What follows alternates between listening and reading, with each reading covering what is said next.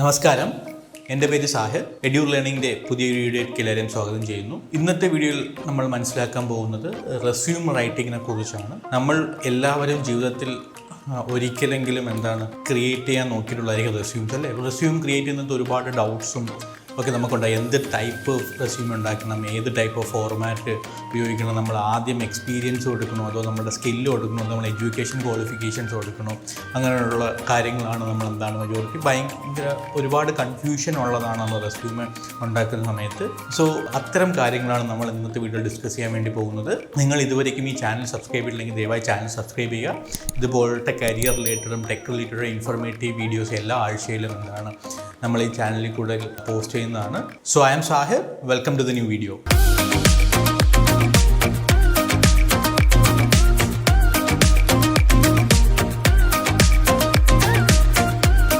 പ്രധാനമായിട്ടും ഈ വീഡിയോയിൽ പറയാൻ ഉദ്ദേശിക്കുന്നത് റെസ്യൂമെ ഉണ്ടാക്കുന്ന സമയത്ത് നമ്മൾ ശ്രദ്ധിക്കേണ്ട 21 ടിപ്സിനെ കുറിച്ചാണ്. അതിൽ ആദ്യത്തെ ടിപ്പ് എന്ന് പറയുന്നത് കീപ്പ് ഇറ്റ് ഓൺ പേജ് എന്നുള്ളത്. അതായത് നമ്മുടെ റെസ്യൂമെ കണ്ടൻസ്ഡ് ആയിട്ട് നല്ല എലിഗൻ്റ് ആയിട്ട് മാക്സിമം ഒരു പേജിൽ തന്നെ ഉൾപ്പെടുത്താൻ ശ്രമിക്കുക. പലപ്പോഴും പല റെസ്യൂംസ് ഒരു 3-4 പേജൊക്കെ കാണുന്നുണ്ട്.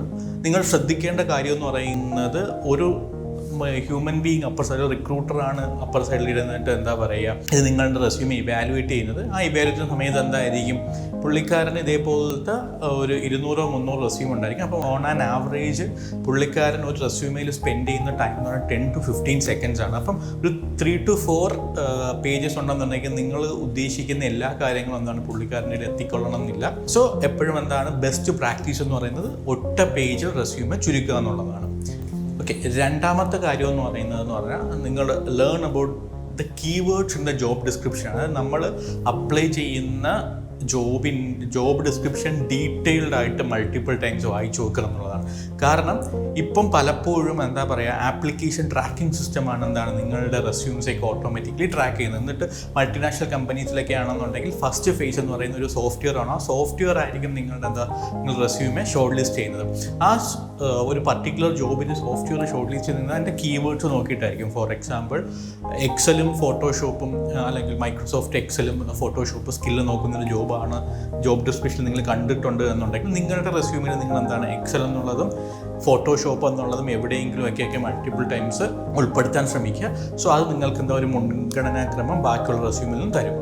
സോ ഇത് വളരെ ഇമ്പോർട്ടൻ്റ് ആയിട്ടുള്ളൊരു പോയിൻ്റാണ്.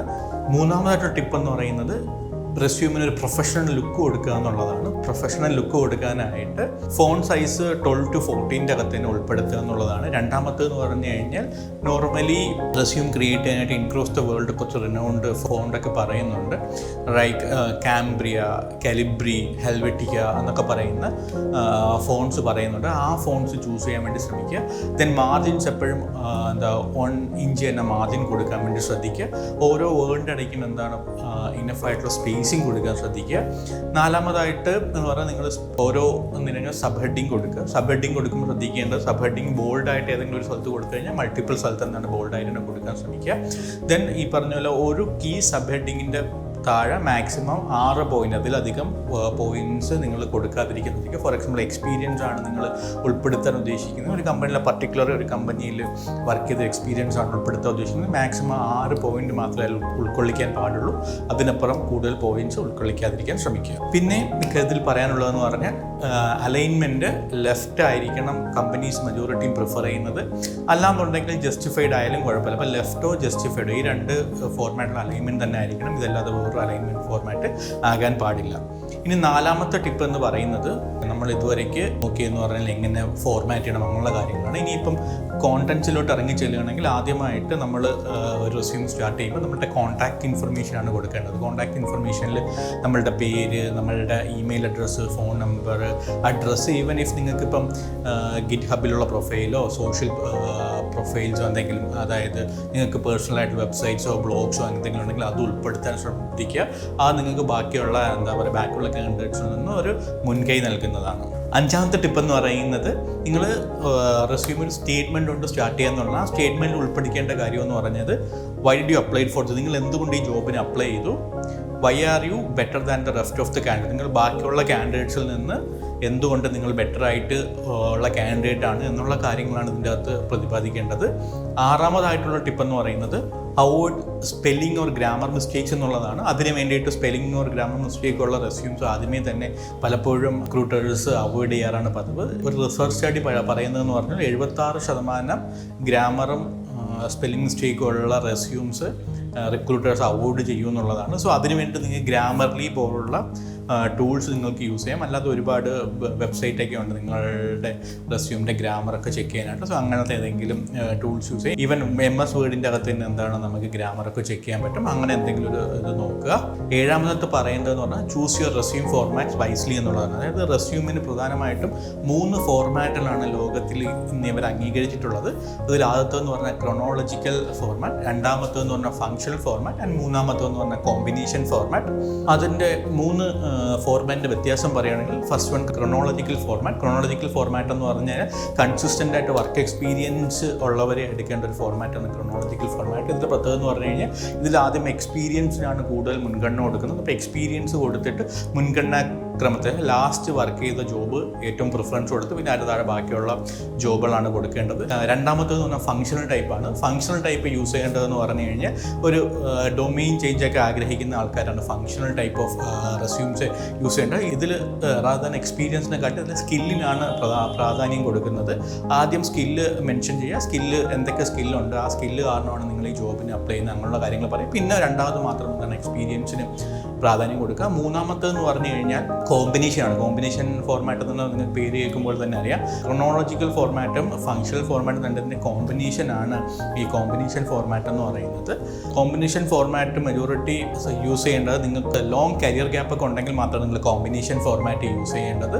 ഇതിൽ എന്താ പറയുക, ഒരു സമ്മറിക്കകത്ത് ഒരു പ്രൊഫൈൽ സമ്മറി എഴുതും. ആ സമ്മറിക്കകത്ത് നമ്മളുടെ എക്സ്പീരിയൻസും സ്കില്ലും കൂടെ ഇടകലർന്ന് എഴുതുന്നതാണ് എന്താണ് നമ്മളുടെ കോമ്പിനേഷൻ ഫോർമാറ്റ് എന്ന് പറയുന്നത്. എട്ടാമത്തെ ടിപ്പ് എന്ന് പറയുന്നത് നമ്മൾ ഡേറ്റ കൊടുക്കുമ്പം റിവേഴ്സ് ക്രൊണോളജിക്കൽ ഓർഡറിൽ കൊടുക്കാൻ ശ്രദ്ധിക്കുക എന്നുള്ളതാണ്. അതായത് ലാസ്റ്റിന് കൂടുതൽ പ്രിഫറൻസ് കൊടുക്കുക. നമ്മൾ ലാസ്റ്റ് വർക്ക് ചെയ്ത ജോബ് ആണെങ്കിലും നമ്മൾ ലാസ്റ്റ് നേടിയ എഡ്യൂക്കേഷൻ ഡിഗ്രി ആണെങ്കിലും, അതായത് PGക്ക് മുൻഗണന കൊടുക്കുക, ദെൻ ഗ്രാജുവേഷന് രണ്ടാമത് ഇമ്പോർട്ടൻസ് കൊടുക്കുക, ദെൻ +2 അങ്ങനെയുള്ള രീതിയിൽ ഇമ്പോർട്ടൻസ് കൊടുത്തിട്ട് റിവേഴ്സ് ക്രൊണോളജിക്കൽ ഓർഡറിൽ എന്താണ് ഇമ്പോർട്ടൻസ് കൊടുത്തിട്ട് ഇങ്ങനെയുള്ള കാര്യങ്ങൾ മെൻഷൻ ചെയ്യുക എന്നുള്ളതാണ് അടുത്ത എട്ടാമത്തെ ടിപ്പ് എന്ന് പറയുന്നത്.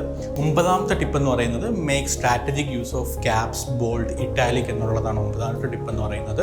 ഇതിലെന്താ ചെയ്യേണ്ടതെന്ന് നിങ്ങൾ സബ് ഹെഡിങ് ഒക്കെ എപ്പോഴും ബോൾഡായിട്ട് കൊടുക്കുക. ഒരു സ്ഥലത്ത് ഒരു സബ് ഹെഡിങ് നിങ്ങൾ ബോൾഡായിട്ട് കൊടുത്തിട്ടുണ്ടെങ്കിൽ ആ ഒരു ഫോർമാറ്റിനെ കണ്ടിന്യൂസ്ലി റെസ്യൂമിൽ കണ്ടിന്യൂസ് ആയിട്ട് ഫോളോ ചെയ്യാൻ വേണ്ടി ശ്രമിക്കുക. ദെൻ ആവശ്യമുള്ള സ്ഥലങ്ങളിൽ മാത്രം ക്യാപ്സും ഇറ്റാലിക്കും കൊടുക്കുക എന്നുള്ളതാണ്. ഇതിൽ വളരെ പ്രധാനമായിട്ട് ശ്രദ്ധിക്കേണ്ടതെന്ന് പറഞ്ഞാൽ ഇത് മൂന്നും മിതമായിട്ട് മാത്രം യൂസ് ചെയ്യുക. ബോൾഡും ക്യാപ്സും ഇറ്റാലിക്കൊക്കെ ആവശ്യത്തിന് മാത്രം യൂസ് ചെയ്യുക, ഓവർ യൂസ് ചെയ്യാതിരിക്കാൻ വേണ്ടി ശ്രമിക്കുക എന്നുള്ളതാണ്. പത്താമത്തെ ടിപ്പ് എന്ന് പറയുന്നത് ഗീവ് സിമ്പിൾ സബ് ഹെഡിങ് എന്നുള്ളതാണ്. പലപ്പോഴും കാണാൻ പറ്റും പ്രൊഫഷണൽ ബാക്ക്ഗ്രൗണ്ട് എന്നും ആൻഡ് വർക്കിംഗ് ബാക്ക്ഗ്രൗണ്ട് എന്നൊക്കെ പറഞ്ഞ് നമ്മൾ ഹെഡിങ് വെക്കാറ്, സബ് ഹെഡിങ് കൊടുക്കാറുണ്ട്. സോ ഒരിക്കലും അങ്ങനെ കൊടുക്കരുത്. പകരം അതിന് മാറ്റിയിട്ട് എക്സ്പീരിയൻസ് ഒന്ന് കൊടുക്കാം, അല്ലെങ്കിൽ എബൌട്ട് മീ എന്നുള്ളത് മാറ്റിയിട്ട് നമുക്ക് പ്രൊഫൈൽ എന്നാക്കാം. നമ്മൾ ഇങ്ങനെ സിമ്പിളായിട്ടുള്ള സബ് ഹെഡിങ് തന്നെ കൊടുക്കാൻ വേണ്ടി ശ്രദ്ധിക്കുക എന്നുള്ളതാണ് പത്താമത്തെ ടിപ്പ് എന്ന് പറയുന്നത്.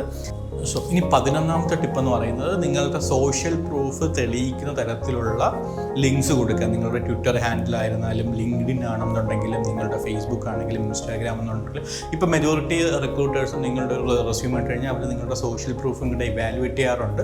സോ അതിന് വേണ്ടിയിട്ട് എന്താണ് അങ്ങനെയുള്ള കാര്യങ്ങൾ ചെയ്യുക. മേക്ക് ഷുവർ ദാറ്റ് നിങ്ങളുടെ സോഷ്യൽ പ്രൊഫൈൽസൊക്കെ ക്ലീൻഡ് ആയിട്ടുണ്ട്. നിങ്ങൾ റെസ്യൂമിൽ എഴുതിയിരിക്കുന്ന ഇൻഫർമേഷൻ തന്നെയാണ് അത് കൊടുത്തിരിക്കുന്നത്. എസ്പെഷ്യലി ലിങ്ക്ഡിൻ പ്രൊഫൈലിലായിരിക്കും കൂടുതൽ മുൻതൂക്കം കൊടുക്കുന്നത്. സോ ലിങ്ക്ഡിൻ പ്രൊഫൈൽ കൂടുതൽ ഊന്നൽ നൽകുക, അങ്ങനെയുള്ള കാര്യങ്ങളാണ് എന്താണ് ഈ പറഞ്ഞ 11ാമത്തെ ടിപ്പായിട്ട് പറയാനുള്ളത്. 12ാമത്തെ ടിപ്പായിട്ട് പറയാനുള്ളത് നിങ്ങളുടെ അച്ചീവ്മെൻറ്റ്സ് പ്രോപ്പർലി മെൻഷൻ ചെയ്യുക എന്നുള്ളതാണ്. അച്ചീവ്മെൻറ്റ്സ് മെൻഷൻ ചെയ്യുമ്പം XYZ സ്ട്രാറ്റജി മെയിൻറ്റെയിൻ ചെയ്യുന്നതായിരിക്കും നല്ലത്. So rather than I one the best employee of the award എന്നതിന് പകരം ഡിജിറ്റൽ മാർക്കറ്റിംഗ് വർക്ക് ചെയ്യുന്ന എംപ്ലോയിന് കൊടുക്കേണ്ടതെന്നുള്ളത് in order to increase user engagement, which can be considered X, I have done multiple A/B testing. That is why which increase the company sales to 25%. That is the Z. So ഈ ഒരു strategy maintain ചെയ്യുന്നതായിരിക്കും എന്തായാലും better. So XYZ strategy ആയിരിക്കും നമ്മുടെ achievements mention ചെയ്യാൻ വേണ്ടി കൊടുക്കുന്നത് നല്ലതായിരിക്കും. 13ാമത്തെ ടിപ്പ് എന്ന് പറയുന്നത് നിങ്ങൾക്കിപ്പം write explanation to career gap എന്നുള്ളതാണ്. സോ നിങ്ങളുടെ എക്സ്പീരിയൻസ് മെൻഷൻ ചെയ്യുന്ന സമയത്ത് എവിടെയെങ്കിലും കരിയർ ഗ്യാപ്പ് ഉണ്ടെന്നുണ്ടെങ്കിൽ ആ കരിയർ ഗ്യാപ്പ് വരുന്ന സ്ഥലങ്ങളിൽ എന്താണ് അതിനൊരു എക്സ്പ്ലനേഷൻ കൊടുക്കുക. ഫോർ എക്സാമ്പിൾ 2018 to 2020 നിങ്ങൾ വർക്കിംഗ് അല്ലായിരുന്നു എന്നുണ്ടെങ്കിൽ അതിനുള്ള എക്സ്പ്ലനേഷൻ എന്താണെന്നുള്ളത് പ്രോപ്പർലി മെൻഷൻ ചെയ്യുക എന്നുള്ളതാണ്. 14ാമത്തെ പോയിന്റ് എന്ന് പറയുന്നത് use numbers to prove your point എന്നുള്ളതാണ്. എന്ന് പറഞ്ഞാൽ നിങ്ങൾ റാദർ ദാൻ ഒരു ജസ്റ്റ് ഒരു വേഗമായിട്ടൊരു കാര്യം പറയുന്നതിന് പകരം ഡീറ്റെയിൽഡ് ആയിട്ട് നമ്പേഴ്സിൽ അത് എക്സ്പ്ലെയിൻ ചെയ്ത് കഴിഞ്ഞാൽ ബെറ്റർ ആയിരിക്കും. For example I have met the last year sales target പകരം പറയേണ്ടതെന്ന് പറഞ്ഞു കഴിഞ്ഞാൽ I had A sales target of so and so on a monthly basis which I have exceeded up to 45% in the last quarter. നിങ്ങൾ numbers കൊണ്ട് നിങ്ങളുടെ point prove ചെയ്യാൻ കഴിഞ്ഞാൽ better ആയിരിക്കും. 15ാമത്തെ പോയിന്റ് എന്ന് പറഞ്ഞു കഴിഞ്ഞാൽ നിങ്ങളുടെ ഹോബീസും ഇൻട്രസ്റ്റും എന്താ പറയുക നിങ്ങൾ ഇതിനകത്ത് മെൻഷൻ ചെയ്യാന്നുള്ളതാണ്. ഹോബീസും ഇൻട്രസ്റ്റും മെൻഷൻ ചെയ്യുമ്പം നിങ്ങളുടെ എക്സ്ട്രാ കരിക്കുലർ ആക്ടിവിറ്റീസും നിങ്ങളുടെ സോഫ്റ്റ് സ്കിൽസും പേഴ്സണൽ റൈറ്റ്സും ഒക്കെ എന്താണ് നിങ്ങൾ റിക്രൂട്ടറിന് മനസ്സിലാക്കാൻ കഴിയും. സോ അങ്ങനെയുള്ള കാര്യങ്ങൾ എന്താണ് ഉൾക്കൊള്ളിക്കാൻ വേണ്ടി ശ്രമിക്കുക എന്നുള്ളതാണ്. 16ാമത്തെ ടിപ്പ് എന്ന് പറയുന്നത് നിങ്ങളുടെ ഫയൽ പ്രോപ്പറായിട്ട് സേവ് ചെയ്യുക എന്നുള്ളത്. പലപ്പോഴും പലരും എന്താ പറയുക റെസ്യൂം എന്നോ അല്ലെങ്കിൽ വേറെ എന്തെങ്കിലും ഒരു പേരിലൊക്കെ ആയിരിക്കും ഫയൽ സേവ് ചെയ്യുന്ന കാണുന്നത്. ബട്ട് ഒരിക്കലും അങ്ങനെ സേവ് ചെയ്യരുത്. നിങ്ങളുടെ ഫയൽ എപ്പോഴും നിങ്ങളുടെ name_resume എന്ന് പറഞ്ഞ് സേവ് ചെയ്യുന്നതായിരിക്കും ബെസ്റ്റ് പ്രാക്ടീസ് എന്ന് പറഞ്ഞാൽ. ഫോർ എക്സാമ്പിൾ എൻ്റെ പേരിൽ ഞാൻ സേവ് ചെയ്യണം സാഹിർ എന്ന് പറഞ്ഞാൽ പേരിൽ റെസ്യൂം സേവ് ചെയ്യണമെങ്കിൽ Sahir_resume എന്ന് പറഞ്ഞ് സേവ് ചെയ്യുന്നതായിരിക്കും ബെറ്റർ നൈമിംഗ് സ്റ്റാൻഡേർഡ്. അതാണ്. 17ാമത്തെ ടിപ്പ് എന്ന് പറയുന്നത് നിങ്ങളുടെ ഇൻഡസ്ട്രിക്ക് റിലവൻ്റ് ആയിട്ടൊരു ടെംപ്ലേറ്റ് ചൂസ് ചെയ്യുക എന്നുള്ളതാണ്. അതിന് ഒരുപാട് ടെംപ്ലേറ്റ് ഫോർമാറ്റ്സ് നിങ്ങൾ ഗൂഗിളിൽ സെർച്ച് ചെയ്യുക അല്ലെങ്കിൽ ടെംപ്ലേറ്റ്സ് പറയുന്ന വെബ്സൈറ്റ്സോ നിങ്ങൾക്ക് കാണാൻ കഴിയുന്നതാണ്. അതിൽ ഏതെങ്കിലും നിങ്ങൾക്ക് ഇൻഡസ്ട്രിക്ക് റിലവൻ്റ് ആയിട്ടുള്ള എന്താ പറയുക ടെംപ്ലേറ്റ് ചൂസ് ചെയ്യുക എന്നുള്ളതാണ്. കാരണം എന്ന് പറഞ്ഞു കഴിഞ്ഞാൽ നിങ്ങൾക്ക് ലോ ഫേമോ അക്കൗണ്ടിങ് ഫേമോ അങ്ങനെ ജോബ് അപ്ലൈ ചെയ്യുന്നുണ്ടെങ്കിൽ ഒരു കളറും കൊടുക്കാതിരിക്കുന്നതല്ല. അല്ലെങ്കിൽ മാക്സിമം ബ്ലൂവോ ഗ്രീനോ കളർ കൊടുക്കുക. നിങ്ങളല്ല ഇപ്പം ഗ്രാഫിക് ഡിസൈനിങ് അങ്ങനെയുള്ളതിലൊക്കെ ആണെങ്കിൽ പോകുന്നുണ്ടെങ്കിൽ കുറച്ച് ക്രിയേറ്റിവിറ്റി യൂസ് ചെയ്തിട്ട് വൈബ്രൻ്റ് ആയിട്ടുള്ളൊരു കളർ തീമും ഒക്കെ ചൂസ് ചെയ്യുന്നതായിരിക്കും ബെസ്റ്റ് എന്ന് പറയുന്നത്.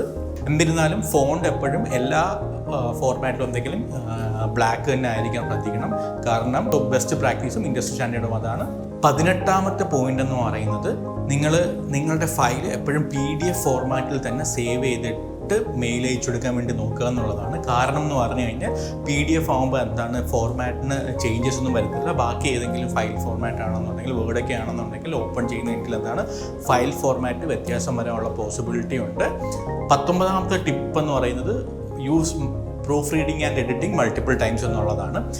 Proof reading and editing multiple times നിങ്ങൾ ഇത്രയും നേരം റെസ്യൂം ഉണ്ടാക്കിയിട്ടുണ്ടെങ്കിലും അതിൻ്റെ അകത്ത് ഗ്രാമർ മിസ്റ്റേക്കോ സ്പെല്ലിംഗ് മിസ്റ്റേക്കോ ഒക്കെ വരാനുള്ള പോസിബിലിറ്റീസ് ഉണ്ട്. സോ അത് നോക്കിയിട്ട് നിങ്ങൾ എന്താണ് മൾട്ടിപ്പിൾ ടൈംസ് ആ റെസ്യൂമ് വായിച്ച് നോക്കുക. പിന്നെ അതിനകത്ത് ചെയ്യേണ്ടതെന്ന് പറഞ്ഞു കഴിഞ്ഞാൽ നിങ്ങളുടെ ജോബ് ഡിസ്ക്രിപ്ഷൻ നിങ്ങൾ റെസ്യൂമായിട്ട് ഇവാലുവേറ്റ് ചെയ്യുക. നിങ്ങൾ ഒരു റിക്രൂട്ടറിൻ്റെ ഭാഗത്ത് നിന്ന് ചിന്തിച്ച് നോക്കുക. റിക്രൂട്ടറിൻ്റെ ഭാഗത്ത് നിന്ന് അദ്ദേഹം കാണുന്ന അനേകാര്യം റെസ്യൂമയിൽ നിങ്ങളുടെ റെസ്യൂമ ഷോർട്ട് ലിസ്റ്റ് എത്രത്തോളം പ്രോബബിലിറ്റി ഉണ്ടെന്ന് നിങ്ങൾ കൺസിഡർ ചെയ്യുക. 20ാമത്തെ ടിപ്പ് എന്ന് പറയുന്നത് trim any unnecessary words from the resume എന്നുള്ളതാണ്. അതായത് നിങ്ങളുടെ റെസ്യൂമിൽ നിങ്ങൾ എഴുതി വരുമ്പോൾ ഒരുപാട് അൺനെസസറി വേർഡ്സ് ഒക്കെ ഉൾക്കൊള്ളിച്ചിട്ടുണ്ടായിരിക്കും. സോ അതൊക്കെ എലിമിനേറ്റ് ചെയ്യുക എന്നുള്ളതാണ്. നിങ്ങൾ അതിന് ചിന്തിക്കേണ്ട കാര്യം എന്ന് പറഞ്ഞു കഴിഞ്ഞാൽ ഈ വേർഡ് നിങ്ങൾ അതിലുള്ള ഓരോ വേർഡ് അതിനെക്കുറിച്ച് ചിന്തിക്കുക. പ്രൂഫ് റീഡ് ചെയ്യുന്ന സമയത്ത് അതിനെക്കുറിച്ച് ഓരോ വേർഡിനെ കുറിച്ച് ബെറ്ററായിട്ട് ചിന്തിച്ചിട്ട് നിങ്ങൾ ചിന്തിക്കണം. You should ask A question. നിങ്ങളോട് തന്നെ ക്വസ്റ്റ്യൻ ചോദിക്കണം. ഈ വേർഡിന് പകരം വേറെ ഏതെങ്കിലും ബെറ്റർ വേർഡ് എനിക്ക് യൂസ് ചെയ്യാൻ കഴിയുമോ? ബെറ്റർ വേർഡ് യൂസ് ചെയ്ത് കഴിഞ്ഞ് കഴിഞ്ഞാൽ എനിക്ക് എത്രത്തോളം എന്താ പറയുക റെസ്യൂമ് ഷോർട്ട് ലിസ്റ്റ് ചെയ്യാനുള്ള പ്രോബബിലിറ്റി കൂടും എന്നുള്ളതായിരിക്കും നിങ്ങൾ ചിന്തിക്കേണ്ടത്. 21ാമത്തെ ടിപ്പ് എന്ന് പറയുന്നത് use A professional email name എന്നുള്ളതാണ്. കാരണം പലപ്പോഴും പലരും മെയിൽ അയക്കുന്നത് എന്താ പറയുക ഒരു റാൻഡം നെയിമൊക്കെ വെച്ചിട്ടായിരിക്കും ചിലപ്പോൾ അയക്കുന്നത്. ഫോർ എക്സാമ്പിൾ ജോണീസ് എന്നുള്ള പേരാണെന്നുണ്ടെങ്കിൽ ചിലർ അയക്കുന്നത് johnny_music@gmail.com എന്നുള്ള മെയിലിൽ നിന്നൊക്കെ റെസ്യൂമ് അയക്കുന്നത് ഒരിക്കലും അൺപ്രൊഫഷണലായിട്ട് കൺസിഡർ ചെയ്യാറുണ്ട്. സോ അതിന് പകരം അതിന് ഇൻഡസ്ട്രി സ്റ്റാൻഡേർഡ് എന്ന് പറയുന്നത് നിങ്ങളുടെ name@gmail.com എന്നുള്ളതാണ്. ഫോർ എക്സാമ്പിൾ ജോണിയുടെ ഫുൾ നെയിം ജോണി സ്മിത്ത് എന്നാണെന്നുണ്ടെങ്കിൽ ഇപ്പോൾ johnny.smith@gmail.com എന്ന് അങ്ങനെയുള്ള ഇമെയിൽ ID ക്രിയേറ്റ് ചെയ്തിട്ട് അങ്ങനെ അതിൽ നിന്ന് ഇമെയിൽ അയക്കാൻ വേണ്ടി ശ്രദ്ധിക്കുക എന്നുള്ളതാണ്.